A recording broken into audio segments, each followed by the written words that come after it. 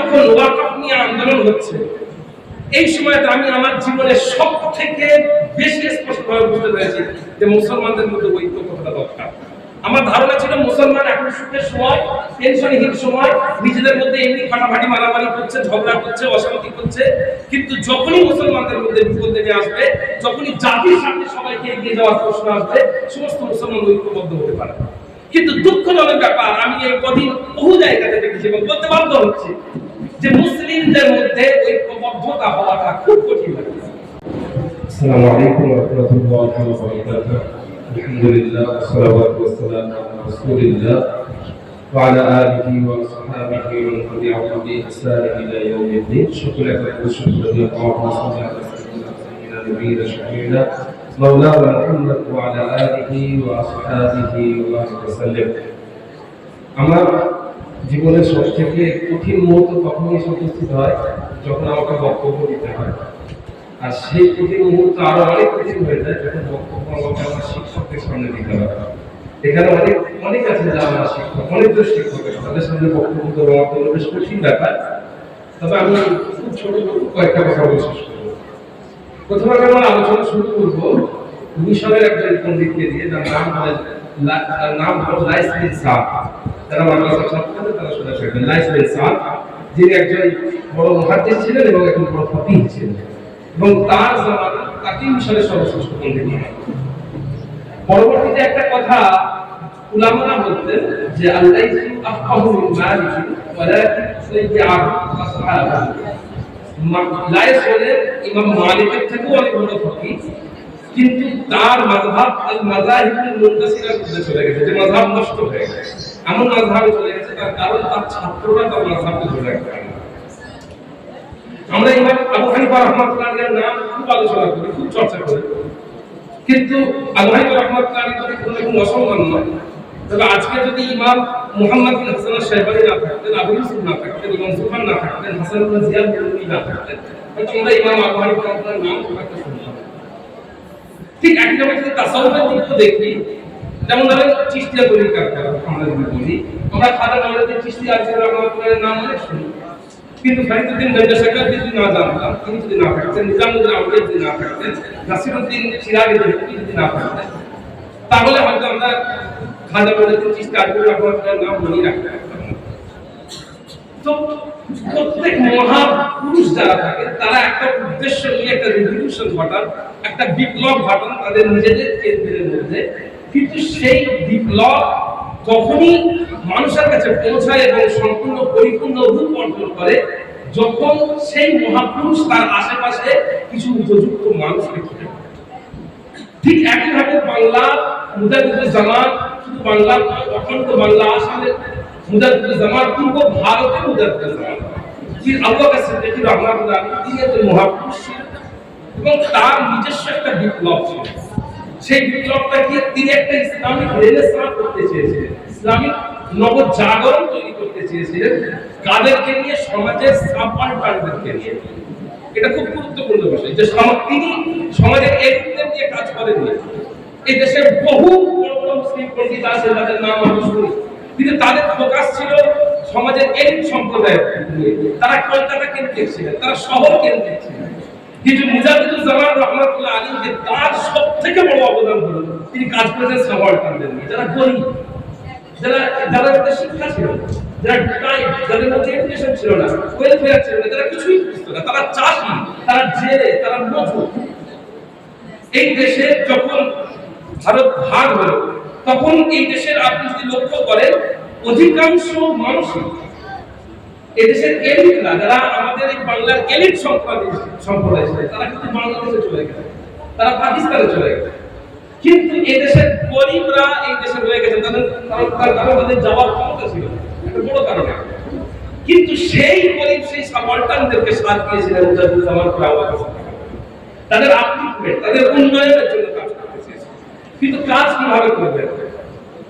মুজাদ্দিদুজ্জামান রাহমাতুল্লাহ আলাইহি তিনি গরিবদের উন্নতি সাধনের জন্য, একদিকে গরিব মুসলমানদের উন্নতি সাধনের জন্য তার মূল দুটো লক্ষ্য ছিল, দুটো ইনিশিয়েটিভ ছিল। নাম্বার 1 সেটা হলো শিক্ষা ক্ষেত্রে উন্নতি। নাম্বার 2 তিনি চেয়েছিলেন ইউনিটি, মুসলমানদের ঐক্য। আর এবারে আসল বাধা হচ্ছে কিন্তু বিজ্ঞান রহমাতুল্লাহ আলাইহি ঐক্য সংঘ। আমি কলিমুল্লাহ সরকার বলে একজন একাডেমিক আছেন এবং তিনি ব্লগ এবং লেখালেখি করেন। তিনি একটা কথা বলছেন যে Abdul Hai Siddiqui was instrumental in expanding the religious and social initiatives established by his father. Abdul Hai Siddiqui রহমাতুল্লাহ আলাইহি যে অর্থাৎ বড় হুজুর বিজ্ঞান রহমাতুল্লাহ আলাইহি যে তিনি একটা ইনস্ট্রুমেন্ট হিসেবে একটা টুল হিসেবে কাজ করেছেন তার যে সোশ্যাল এবং রিলিজিয়াস সামাজিক এবং ধর্মীয় যে ইনিশিয়েটিভগুলো ছিল সেগুলোকে বাড়ানো। অর্থাৎ যে ভূমিকা আমরা আবু হানিফা রাহমাতুল্লাহ আলাইহির জীবনে, আবু ইউসুফ রাহমাতুল্লাহ আলাইহির বা মুহাম্মদ বিন হাসান আশ-শাইবানি রাহমাতুল্লাহ আলাইহির দেখি, ঠিক একই ভূমিকা আবু বকর সিদ্দিক রাহমাতুল্লাহ আলাইহির লাইফের ক্ষেত্রে প্রফেসর রাহমাতুল্লাহ আলাইহি করেছেন, অন্যান্য খলিফারা করেছেন এবং একটা খুব গুরুত্বপূর্ণ কাজ অবদান ছিল কি আব্দুল হাই সিদ্দিকী রাহমাতুল্লাহ আলাইহি। আমি এখানে প্রথম বলি তার কাজ ছিল মুজাদ্দিদুজ্জামান রাহমাতুল্লাহ তিনি কাজ করতেন সাবঅল্টারদের নিয়ে, গরিবদের নিয়ে।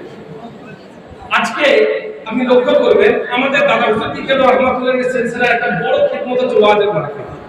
এখন অনেক বড় প্রশ্নের সামনে দাঁড়িয়ে আছে ওয়াজের মাহফিল। যে ওয়াজের মাহফিল কি হয়? কটা মানুষ উপকার হয়, ওয়াজের মাহফিলের মেলায় পরিণত হয়েছে।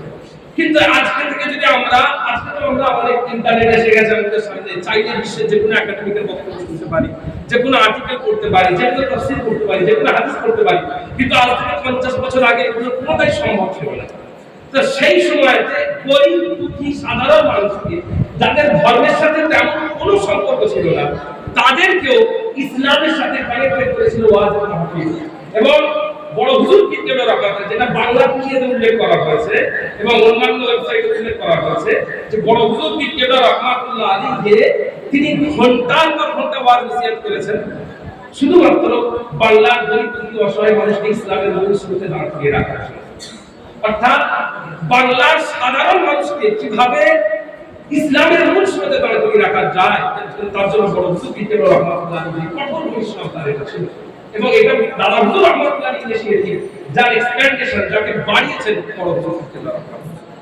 এবার যদি আমরা শিক্ষার দিকে দেখি, শুনলে আজ গর্বের সাথে আমরা বলতে পারি, যত সম্ভব এটা বাংলাতে, আমার ঠিক এটা জানা নেই, যত সম্ভব আমাদের অখণ্ড বাংলা আসামের দিকে সর্বপ্রথম মহিলা মাদ্রাসা, যেটা চট্টগ্রাম হাই মাদ্রাসা, যেটা বড় হুজুর বিজ্ঞান রহমাতুল্লাহ আলাইহি। আমরা জানি ডানকুনি মাদ্রাসা বড় হুজুর বিজ্ঞান রহমাতুল্লাহ আলাইহি। বাংলাদেশের বহু মাদ্রাসা আছে যেগুলো ভিত্তি স্থাপন করেছেন, যেগুলোর জন্য মানুষকে তিনি কনভিন্স করেছেন, মানুষকে বুঝিয়েছেন, তারা বড় হুজুর বিজ্ঞান রহমাতুল্লাহ আলাইহি ছিলেন। অর্থাৎ এডুকেশনের ক্ষেত্রে, শিক্ষা দীক্ষার ক্ষেত্রে কি করে বাংলার মুসলমানদের মধ্যে শিক্ষার আলোকে ছড়িয়ে দেওয়া যায়, সেজন্য বড় হুজুর রহমাতুল্লাহ আলাইহি ঠিক সেই কাজ করেছিলেন, যে কাজের মাধ্যমে মুজাদ্দিদুজ্জামান রহমাতুল্লাহ আলাইহির মিশনটা আরো বেশি ছড়িয়ে যেতে সক্ষম হয়েছে। এবং দাদা বড় হুজুর বিজ্ঞান রহমাতুল্লাহ আলাইহির আরেকটা আমি যেটা মনে করি, বড় হুজুর বিজ্ঞান রহমাতুল্লাহ আলাইহির জীবনের সবথেকে বড় অবদান, আজকে যখন ওয়াকফ নিয়ে আন্দোলন হচ্ছে, এই সময়তে আমি আমার জীবনের সবথেকে বেশি স্পষ্টভাবে বুঝতে পেরেছি যে মুসলমানদের মধ্যে ঐক্য কতটা দরকার। আমার ধারণা ছিল মুসলমান এখন সুখের সময়, টেনশনহীন সময়, নিজেদের মধ্যে এমনি ফাটাফাটি মারামারি করছে, ঝগড়া করছে, অশান্তি করছে। কিন্তু যখনই মুসলমানদের মধ্যে বিপদ নেমে আসবে, যখনই জাতির সামনে সবাইকে এগিয়ে যাওয়ার প্রশ্ন আসবে, সমস্ত মুসলমান ঐক্যবদ্ধ হতে পারে। কিন্তু দুঃখজনক ব্যাপার, আমি এই কদিন বহু জায়গাতে দেখেছি এবং বলতে বাধ্য হচ্ছি যে মুসলিমদের মধ্যে ঐক্যবদ্ধতা হওয়াটা খুব কঠিন লাগে।